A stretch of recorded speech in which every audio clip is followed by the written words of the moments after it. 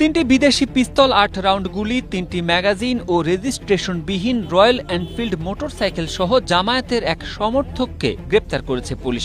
সোমবার নোয়াখালীর বেগমগঞ্জ থানার বাংলাবাজার থেকে গোপালপুরগামী সড়কের গোপালপুর ব্রিজ সংলগ্ন এলাকায় পরিচালিত একটি চেকপোস্টে তাকে গ্রেপ্তার করা হয়। গ্রেপ্তারকৃত যুবকের নাম মোহাম্মদ আব্দুর রহমান রাহিম। তিনি বেগমগঞ্জ উপজেলার গোপালপুর ইউনিয়নের বসন্তবাগ এলাকার জসিমউদ্দিনের ছেলে। পুলিশ জানায়, একটি আনরেজিস্টার্ড মোটরসাইকেলকে সিগন্যাল দেয়। সিগন্যাল দিলে সেই সিগন্যাল অমান্য করার চেষ্টা করে।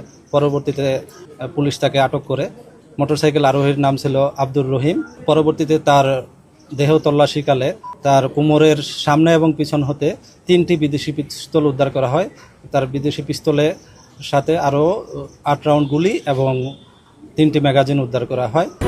স্ট্রবেরি সুপার ডটেড ও ক্লাসিক ভ্যারিয়েন্ট সেন্সেশন জাগুক শিহরণ।